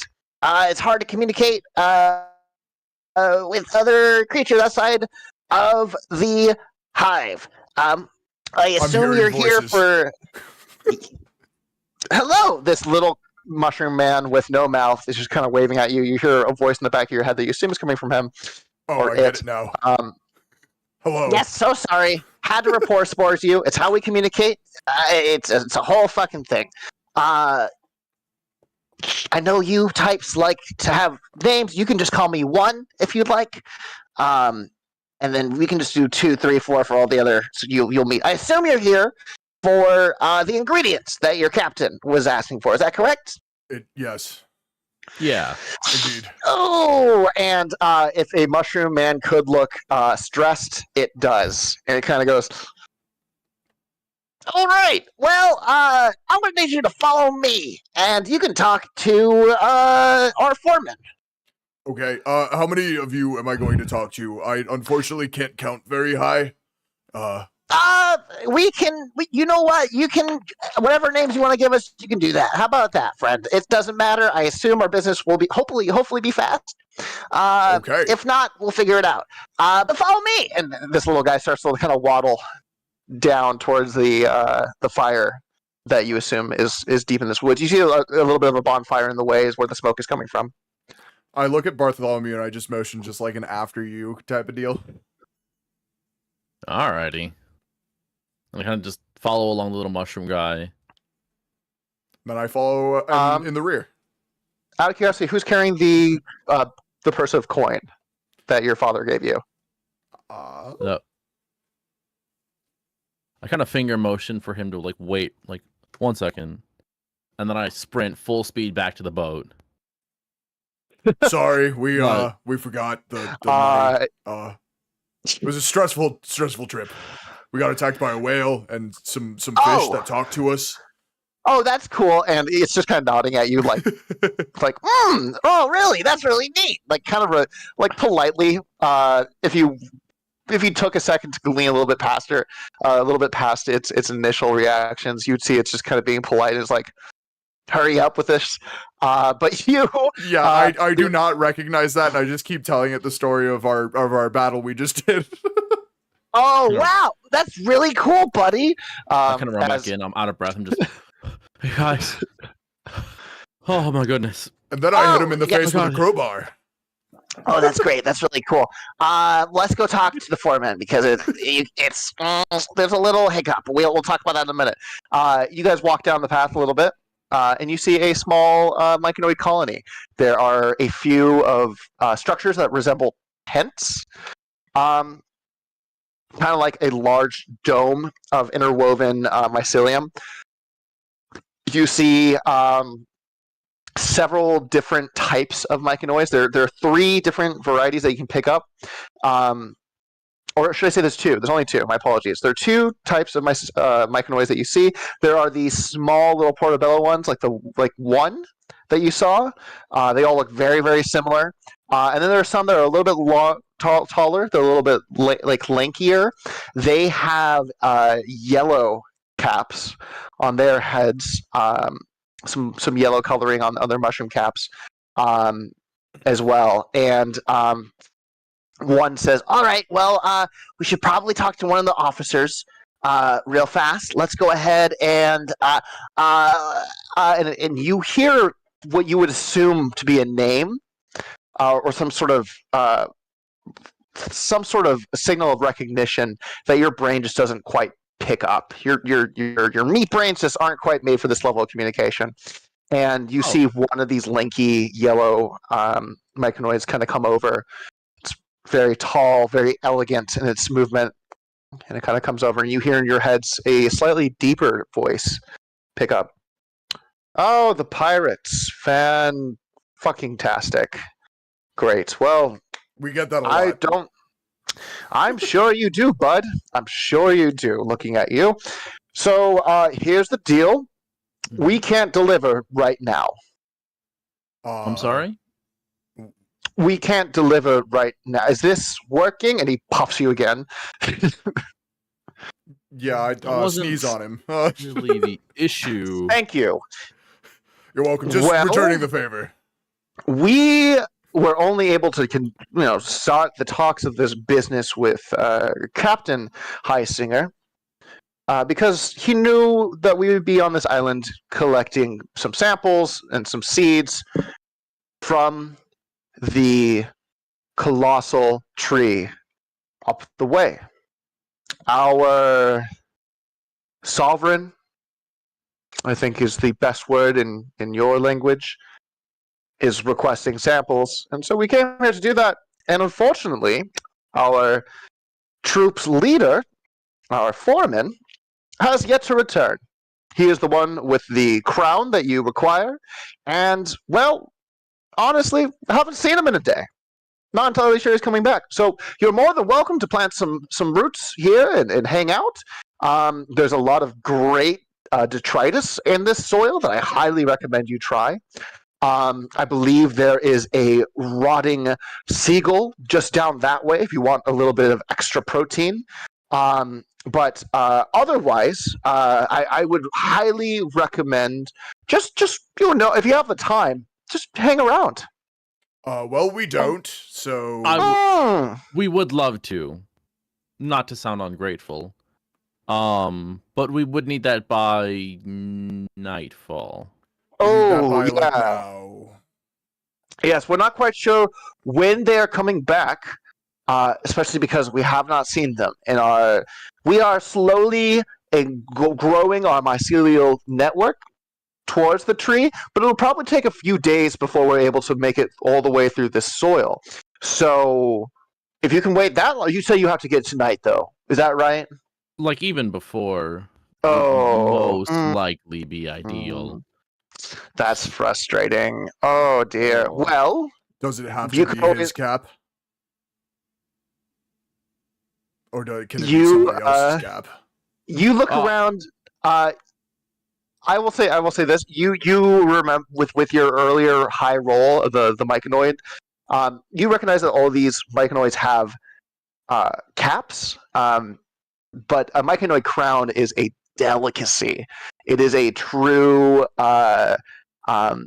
culinary idol in any sort of culture's food culture. Amazing writing right there off the cuff from Felix. But you know that none of these myconoids around here would be able to give you the ingredient that you need. You need a crown, not a cap. Right. Well, since this isn't getting us anywhere, point us in the direction of your foreman. I would be happy to. Me personally would be happy to. Would you I'm like? glad to hear it. Awesome, fantastic, so good. And he kind of points down that way, and goes, "If you want to, the one that you know as one can accompany you if you'd like. Perfect. I'm busy here doing things, but if you would like to take one with you, I'm sure one could be of assistance. Isn't that right, one?" And one just looks up with these little. Their eyes are almost like for lack of better words, like slits carved into the stalk of a mushroom, with a little bit of glow behind them, and the glow kind of looks up at you, and one says, "I mean, I could be persuaded. Yeah, why not?" All right. Well, I guess that would be helpful. Sure, why not? Yeah. I mean, what am I gonna do? Help more things decay over here? They got enough. They got enough workers on that shit. Yeah, it smells Yeah. crazy here. Yeah. I wish I could smell. No, you don't. I trust me, I do. Yeah, so this yellow cap kind of says, yeah, they're all somewhere down that way. One has the information. We all do, but one can communicate to you along the way. I'm gonna go over here and just help put more nutrients into the soil. You guys need anything else? Oh, do you tavern or someone can stop to get a drink or? Here? Yeah. No. Oh. No. We're like, it's kind of an uninhabited island. If you I haven't really looked around, but from what I've seen, not too much of a nightlife here. I do I have can- brewer's equipment. My flask is almost empty. I can produce some fluids No. if you would it's like fine. to drink those. Although I don't know what they would do to your body. I mean, I can produce some fluids for you. I say under my breath. Yeah, we could trade. Trading And I kind of turned in my sounds great. high-five him. I high five back. We dap each other up. Yeah. He goes, actually, here, 1 second. He takes a log, like a long stick from the ground, and just kind of wipes it on the mushroom cap. And you see that there's kind of like yellow, sticky, like fluid that kind of clings onto the stick. He just brings the stick down and gives it to you and says, I don't care what you do with this. Oh no, Okay. I'm gonna love. Oh, thank you so much. Oh my god. And then we start to walk away. In the second I think he's not looking. I just chuck it into the forest. You're still you hear in the back of your head, I'm still here. I can also still talk to you. That was a little rude, but you oh know my what? god, he can see me. It's fine. You're like 20 feet in front of me, my friend. Anyway, you guys safe travels. Bye. We'll be right here. Hopefully you come back. We'd love to have our foreman here. But if not, we're in the process of growing a new one. So them's the bricks. You can't kill us in the way that matters. So, anyway, catch you later. And hopefully we don't need to waste more resources on a new foreman. Peace. We'll be here. And you guys start to walk into the forest with I wanna look over at the What happened? What do you think happened to the 3-man? Yeah, what happened to the 2-man? And then I look Where'd over at they one go? and I go, "Are you the 1-man?" man right here, baby. Hell yeah, I don't you know. are. I don't know what you're referring to. I just thought I could say some things and maybe we could bond a little bit. I'm not used to being around flesh bags like you. But maybe it'll be a fun time. As you walk into the forest, we get hit with a little montage of random encounters Let's for our go. party. And so what we're going to do is just for kind of fun for the I swear if it's the traveler Green and Knight whatnot, again.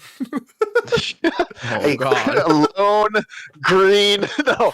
No. Go ahead, Matt or Tofar. Go ahead and somebody roll me a D100. Oh, I We're have a just D100. Oh, there you I go. Roll a don't. D100 for me, and let me know what you get. It's still rolling. These don't. They take a That is while. a lucky 45. 45. Okay, let me see what this Okay. says on 45. Have a quick montage, maybe just more for like role play, like flavor. You're walking past, large mounds of dirt through this wood, overturned trees and stuff like that. Off in the distance, you see a house made of candy just off the path. Inside, you hear what sounds like an elderly woman lamenting about building a house of candy in such a tropical environment. What do you do? I want to sneak over and start eating the house. Make a stealth roll. I'm gonna walk up to the window and knock. Not even the door, just the window. Whatever window she's closest to. So Yeah, I had there's- an 18 for my stealth. Stealth, yeah, let me see. She does not see you. She rolled a 7. You see she comes up, she looks out the window and then comes out through the candy door, which just like, because it's so moist in this environment, it just falls off the hinges and she goes, oh no, what do you want? What you were lamenting very loudly. I wanted to see what was up. Oh, I'm sorry, I didn't know I was lamenting about being lonely and needing an idiot to come over here and talk to me. Oh. Meanwhile, well, fine it's then. kinda like Fuck in you. fuck you. In the background of the shot, we see we see Bartholomew just eating Just away in a mouthfuls. corner. Yeah, just fucking Um, chowing down. All right. Well, I hope your house melts then. Bye. I hope your dick is smaller. And she It she walks can't. away. And as you as you guys walk away, you just hear like a, and it looks like from the corner that was eaten, the house just kind of slid and collapsed. Good job. And you keep walking. Matt, roll a D100 for me. Okay, I got a 2. Oh man, a 2. Thank you, rolladie.com. Oh no, sorry. Rolladie.net. I gotta get the URL right. Yeah, it's very secure now. I know. Calm. Yeah. No. Yeah, Yeah. net. Oh, there we go. I'm personally using rolladie.gov, and there is a little bit of concerns with that as well. But, it makes the thing happen. But you walk a little bit further down the road, kind of a smash cut, a different part of the forest. It's a little bit darker. You're looking around, and it appears like some of the forest growth is a little bit more wilted for some reason. You're not entirely sure. Maybe it's the shade from the giant tree above you. But let me see. I need Mr. Locan. We'll say Locan's kind of in the front. You're walking, and all of a sudden, you don't see it. You trip over a rock. It happens. You feel yourself falling, and as you get closer and closer to the ground, you feel your velocity stop. And you look up, and you are in the clutches of just a few moments ago, what was a hidden ent. And it looks at you and goes, "You're right there, buddy." This large, colossal pine ent just grappling you in one large wooden arm. Yeah, thank you. Appreciate the help there. Absolutely. I see people walk through here occasionally. There's a nice old lady, Betty, with the candy house just down the road. She trips over that rock, and I've been meaning to move it, but I'm just so comfy here with my roots in the soil. So you got I don't know. I helped you out. Can you help me out? Depends on what you need help with. We're in a little bit of a rush, but I could try. I could use watering. Oh. Yeah. Got any water? Actually. Yeah. Or something a bit more fun? I don't know. Oh, don't worry. I'm just Part of my brewer's equipment, I do have a flask of beer. Yeah, fuck it. Just toss it on me. Yeah, Doesn't I'll give you matter the where. fun stuff, I guess. Made it myself. Absolutely. I pour the flask of beer on his roots, or just give it to him. How do Ents drink? I don't know this. Yeah, just pour it on my feet. Pour it on my big Rudy feet. Enjoy. Awesome, cool. I can't wait. It's gonna take about 20 minutes for it to get in my system, but I appreciate it. You guys have fun in the forest. Watch out for the rot. The what? The what? And then you look, and it's just a tree again. Well, that's helpful. Finally, let me see. Which one of you would like to roll the last D100 as you move a little bit further down this forest? So far, it's all you. Have fun. Oh. Candy house. Yeah, let's get back there. Oh, shit. 45, baby! 44 this time, actually. Oh my god. Shit. Close. Let's see. To 44. Mhm. You walk down the path a little bit, and then kind of crisscrossing with your party. There is a you haven't seen these people before, but you see what appears to be a changeling in leather armor, some sort of rabbit folk, and a guild Triton in heavy plate mail, and you kind of just cross paths with each other. And there's a moment where it looks like maybe you'll have a fun, interesting interaction, and then both of you, the groups just kind of decide nah, that'd be too complicated, and they move into the forest. And you kind of go your own ways. I love This goes that. over. What's up with them? I don't know. They Fucking look strange. And after a while, you make it as you've been walking further and further into these woods. You realized that kind of like we're near where the end was. There appears to be some sort of rot that's permeating through these woods. It smells Trees are crazy getting here. more and more gnarly. It smells even more crazy. One comments on the fact that they still can't smell things. Just weirdly upset about it this time. And you get further and further. It's not a good smell. I'll take your word on it, but come on, man. Gets further and further, and you begin to enter a valley that gets deeper and deeper. You're kind of wondering what is going on with these crazy rocks that are going on next to you before you realize, oh, these are roots. These are large, colossal roots. Whole ecosystems forming in between the plates of the bark on the roots of this tree. Kind of narrowing you down to a path toward the base of this colossal tree. Can I The smell check of out the rot roots? Stronger. Do Yes. the roots absolutely. look okay? Make a nature check for me. Okay. It's a 6. Off the get-go, they do not look healthy. There appears to be some sort of yellowish tint to them, but they look shriveled and just wrong. These roots is As if sick. something's affecting them. You move a little further, and one goes, I can't sense the mycelial footprints of the foreman. We must be here. And you see off in the distance, kind of chilling on what appears to be like a glowing magical lawn chair, reading a book of some sort, some large tome, is appears to be a wood elf of some sort, long flaxen hair, kind of tied up into a ponytail going down his back. He's wearing black with green tinted and trimmed robes on. And he's kind of just sitting back and flipping through some books. And there's some rustling kind of happening above you. You see at his feet is a large, maybe 8-foot tall myconoid face down in the dirt. He's kind of flipping through and reading, and he goes, Oh, there's more of you. Perfect. Great. Well, there goes my break. They put you on shift for 12 hours, and you expect to have at least a 30-minute break, but no, I guess not. I guess that's not something that's going to happen for me today. I think you should unionize.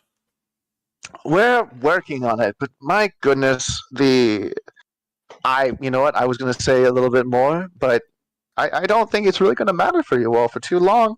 Are you here for the seeds or the tree or this one? Or what's your plan here? We're here for the guy that's face down, actually. Oh. Yeah, we would just grab him and go. Well, I would. Oh my goodness, I would love for that to happen for you. I would love that for you. But unfortunately, I was told to not let anyone exit this area without either a violent mind wipe or killing them. Well, we can. I'd be down for a mind wipe as long as you let us take our friend. Gotcha. Unfortunately, all out of spell slots for the mind wipe, so I'm going to have to kill you. Well, how are you going to kill us sorry. if you're out of spell slots? I'm not. Well, I'm not going to kill you, I should say. He is. And the rustling in the trees stops for a second, and the woods go silent. And he says, I will be back in. He pulls out a chronometer out of his hand, or out of his pocket, and goes, 15 minutes should do it. I'm going to take an actual break. I'm sure he can deal with you. Kata, hope you have a good day. And in saving your death, you only get one. Am I right, gang? And he snaps his fingers and he disappears. I look at the silence is Bartholomew, deafening. and I go, terrible customer service. Oh my god! In a 15-minute break, can you believe that? It's Yeah, a whole 15 minutes. Sad. I don't even get breaks. 12-hour shift. 15 minutes. That's it's terrible. Okay. Silence permeates through the woods, something you never want to hear when you're surrounded by life. I think I a figured this one out. Oh, you did. Oh, you Huh. did. One says. What'd you figure out? I figured out we're gonna get out of this. Oh, would you mind letting me know how? Because I'm kind of fucking terrified right now. Get down on one knee. I pick up where I believe his eyes to be. I'm staring like his midriff or his stomach area. Yeah, I'm just gonna burn it's it all okay. down. Vision's weird for us. Continue. Just gonna burn it all down. We'll burn it all down. Mm-hmm. Okay. I don't know how happy I am with that idea. And as he says that, he's just not there anymore. There is a puff of spores. Oh, As you feel wind whip across your face, and the two of you kind of pushed back away from each other. You look, and 30 feet away, with one in its maw, is a terrifying sight. It appears to be some sort of insect, maybe, standing about 15 feet tall. A thick yellow carapace permeating through its entire body, two large claws like a mantis up like this, and its mouth almost stag beetle-like mandibles surrounding it. A large triangular head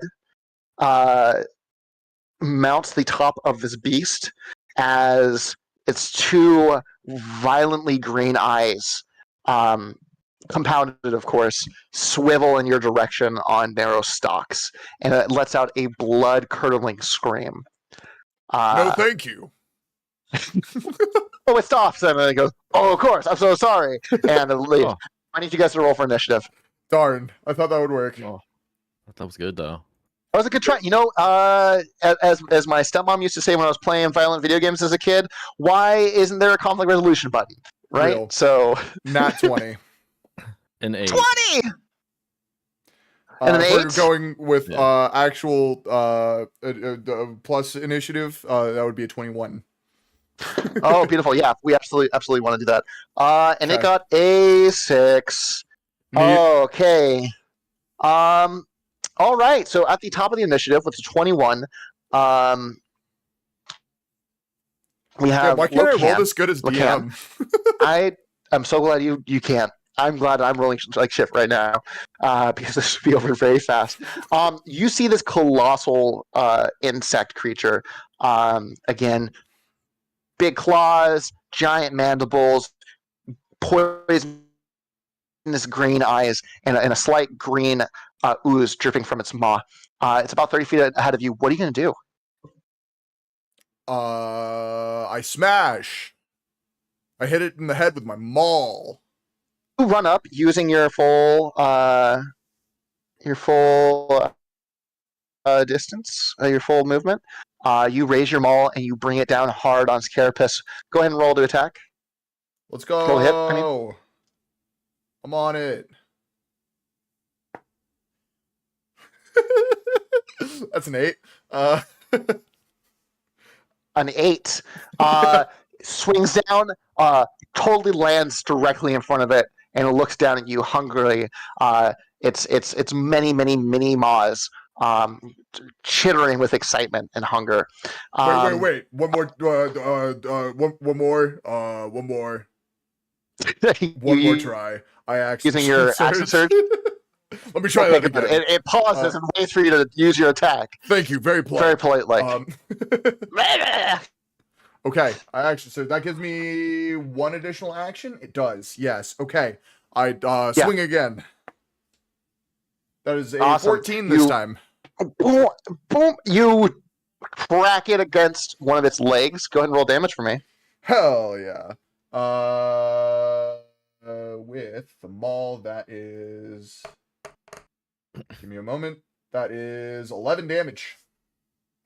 11 damage. Ooh, good God. Awesome.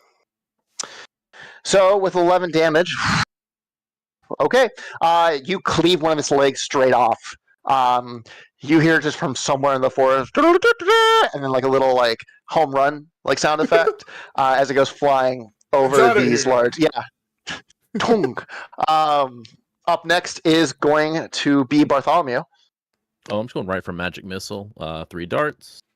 Okay. Hell yeah. Let's say 4. That's what you like to see. 5,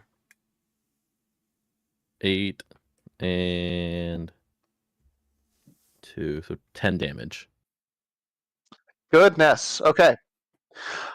With 10 damage, we see our more magically adept dwarf summon 3 celestial darts out of thin air that go flying across this new improvisational battle arena, and they light into its chest, just kind of cracking its carapace a little bit.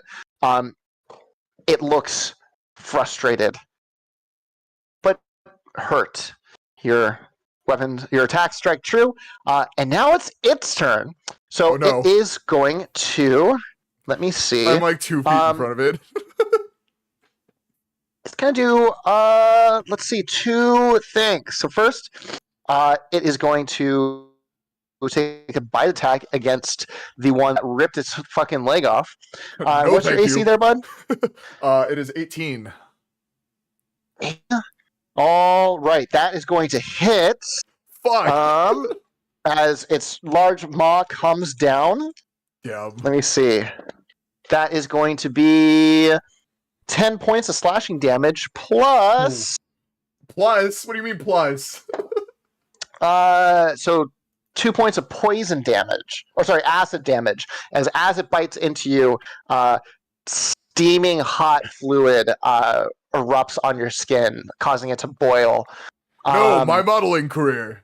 It's over. Go ahead and roll me a strength check. Okay, what was that damage amount Or again? athletics check. 13 points of damage. 13. Hold on, let me add that. Damage. Okay, cool. You said strength?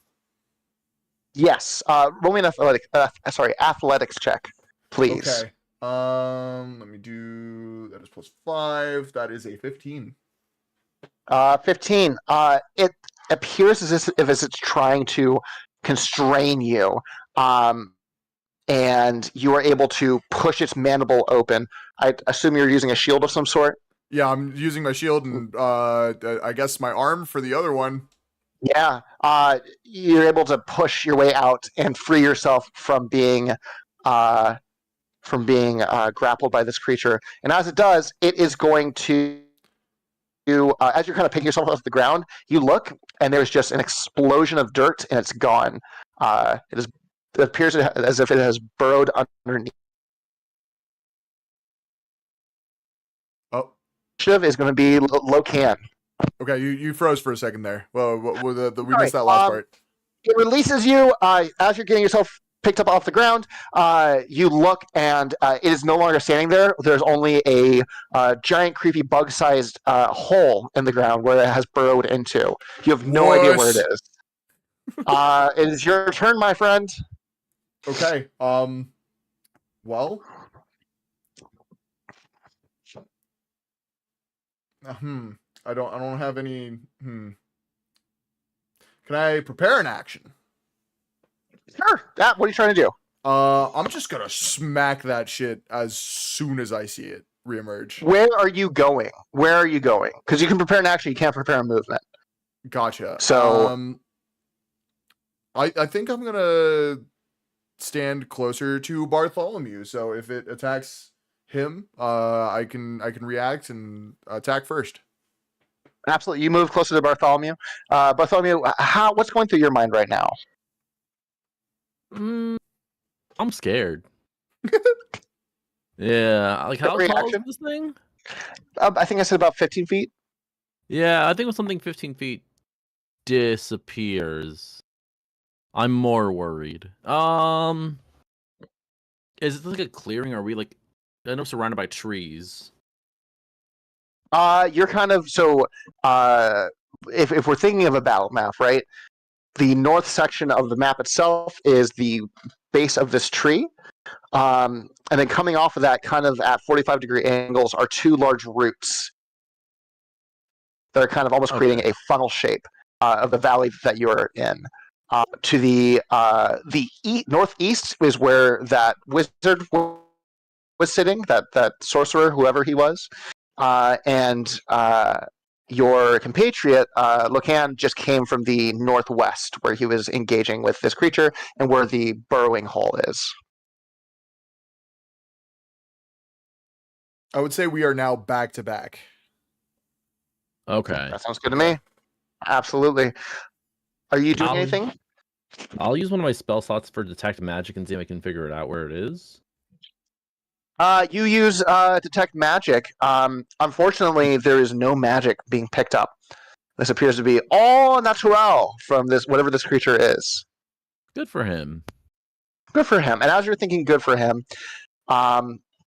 10 feet away from where the creature burrowed, it erupts out, and it's going to fire a stream of acid at the two of you. I need you both to make a DC 13 dex save. Oh, fuck.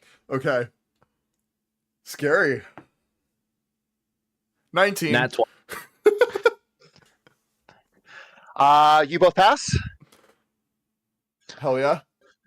Awesome. We're you so both fast. pass. You're able to make a little dodge out of the way. Some of it does end up getting on your armor or on your robes, and it does end up burning you for 6 points of damage. Ooh, okay. And it stands there menacingly unable to do any more actions until its next turn. Up next, at the top of the initiative, is going to be Locan. Yeah, Locan's not doing great right now. Let's see. Matt, as a bonus action, you do have your second wind, so you can roll a d10 plus your. Yeah. I'm deciding your whether I level want to and- do that right now or if I want to wait. Because I think I only have one of those. Yeah. You do. Okay, yeah, I'm gonna second wind. Okay. Roll a d10. I think it's plus your proficiency, if I'm not mistaken. I believe so. Oh, it won't let me roll within. Hold on. Let me roll. Damn it. Okay, D&D Beyond hates me, I guess. So that is what, 1d10? 1d10. D10. Yeah. So it's 2, if I'm not mistaken. That is a D10 plus 3. So that is 7 Cool. HP. Hey, awesome. You regain 7 HP. What are you doing to kind of revitalize yourself in this fight? Yeah, you know what? I've been playing it recently. It looks a lot like in Ghost of Tsushima when you heal. I just go, and you just see I look a little bit better. Yeah. You rage that the I just cuts go, closed. And then Oi. I'm since I prepared an action, can I have 2? No, unfortunately not. Okay. Is Oh, the top in that of the case, top of the turn? Yeah, sorry. I will not be using that. Instead, I am going to throw one of my hand axes at it. Oh, nice. I want to say that's a dexterity to throw, if I'm not It is, mistaken. Yes. I could be wrong. You are correct. So that is Oh, look at that. That's always nice. plus. So that is 14, 15 to hit. 15 to hit. It hits. Roll damage, my friend. Let's go. We see, That's 4 damage. Breakfast I of rolled a 1. Champions, like, do, Chariots of Fire is what I was thinking of. As it swings through the air. And how much damage did you say? No, it's 4 damage. I rolled a 1. 4 damage. That is, it lops off one of its eye stalks, and the beast screams in agony. Eat shit. Just spitting acid all around. As you see the acid touch the tree itself, you realize it is changing the bark and the flesh of the plants around it to the nasty yellowing color you saw earlier. I'm starting to Up think next- this might be the bad guy.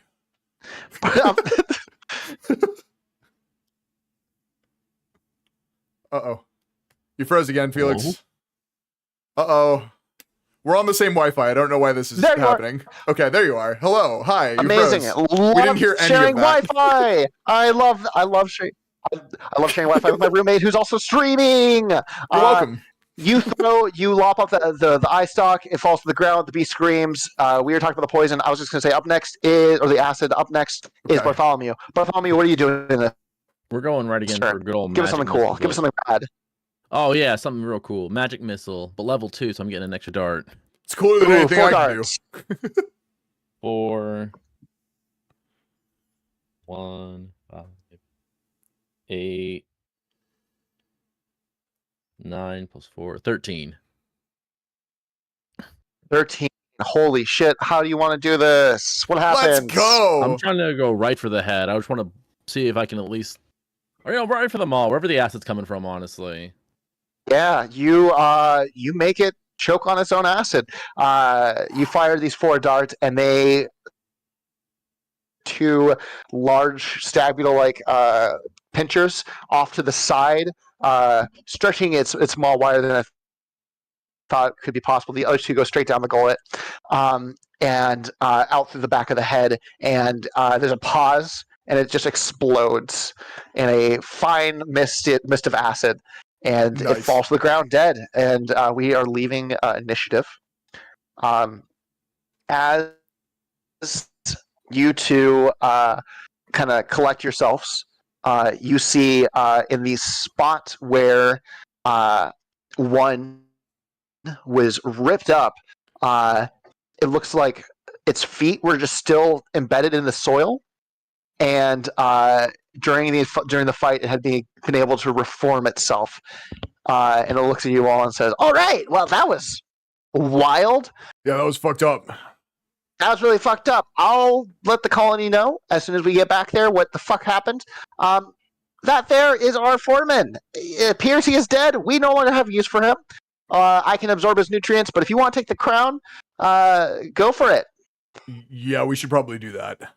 You probably let's should. go ahead. Yeah, you probably should. Yeah, I guess we do that. Yeah. Yes, you don't have to. You can do whatever the fuck you want in fantasy No, land. I do But that. if you'd like to, I fucking do. Felix, I fucking do that. That's totally fine. Okay, hey, buddy, hey. Yeah, you rip off you delicately carve the crown off of this. Okay.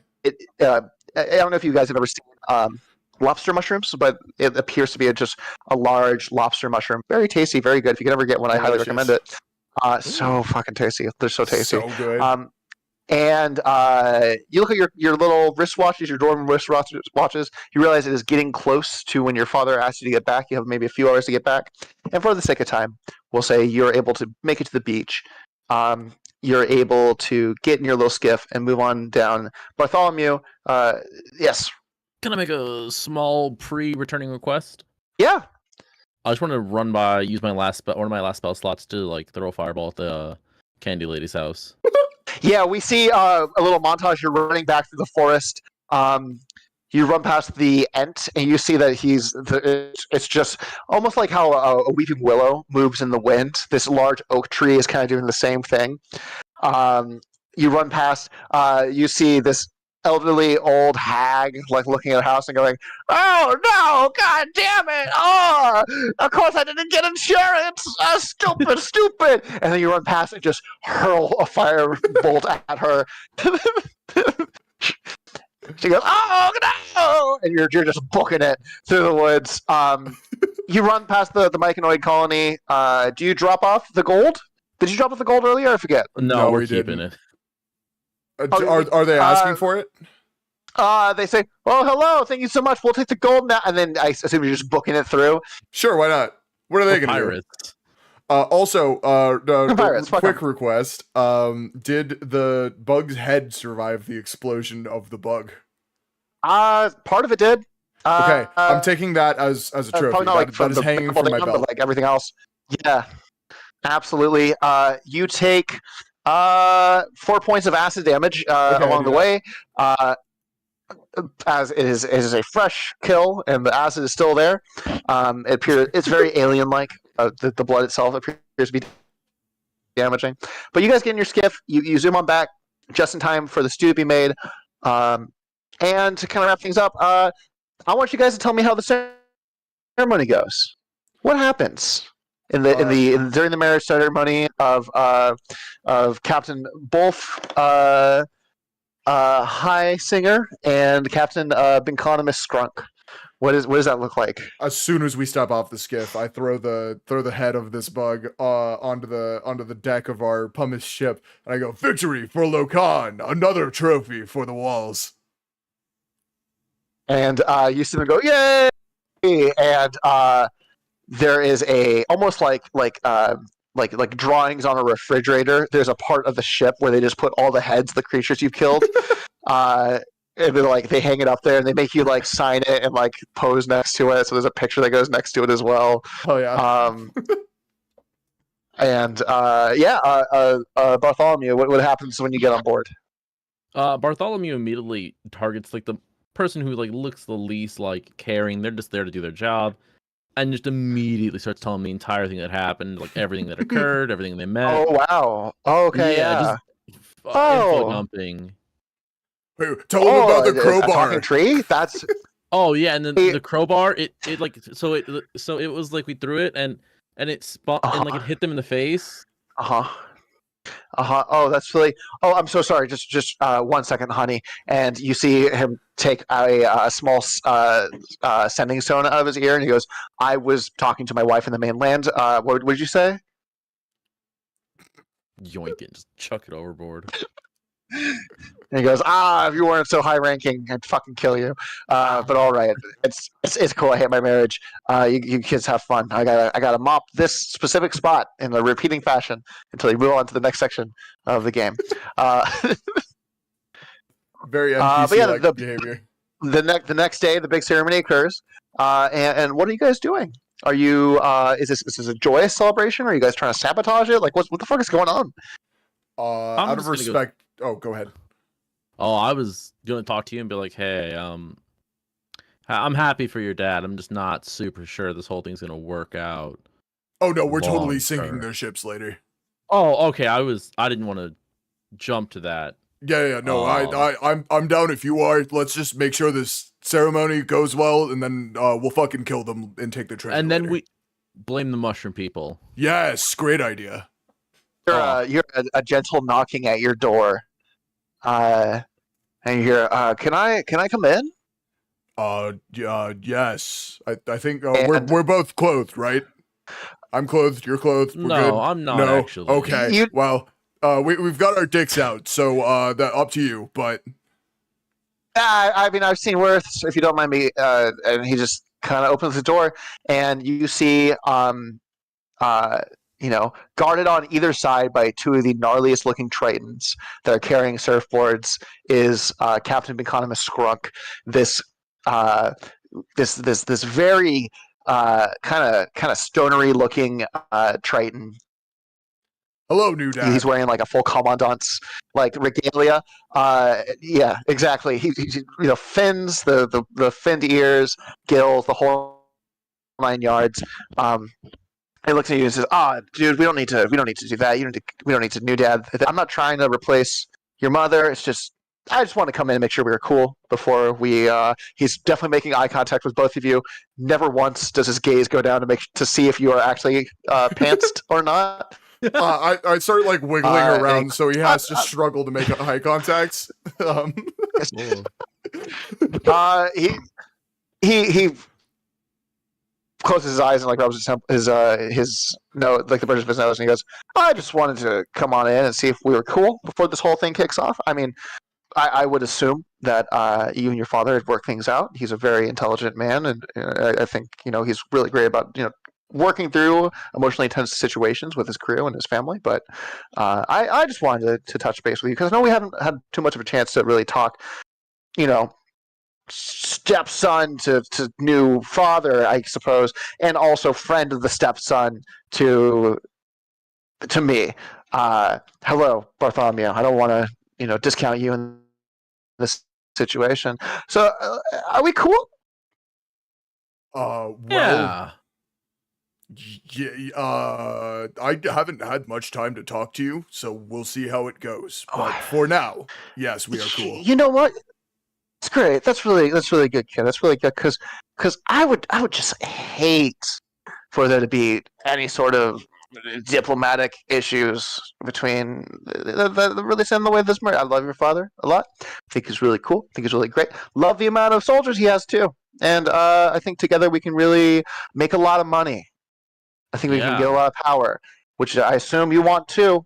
And tell you what, as a little family treat and a reward for not backstabbing me in any sort of way, we're taking you all to Duskwater for the honeymoon. We got you guys your own little suite. It'll be great. It's far enough away from your dad's suite and mine, so you don't hear anything, and it'll be great. Didn't that place just get destroyed by a fire god and a water god? I mean, we got really good rates on the rooms. I was thinking Fair that enough. too. More pillaging for us, I guess. Whatever works, man. Whatever works. Anyway, we'll see you at the ceremony. Catch you later. And looking forward to not getting fucking killed by you guys. And he kind of closes the door. So we're definitely gonna kill him, right? Oh my! I was like, I'm gonna plant that mushroom I stole earlier on the ship when it's burning. That's a great idea. I don't know if that's gonna hurt anybody, but it will definitely be annoying because it keeps growing back.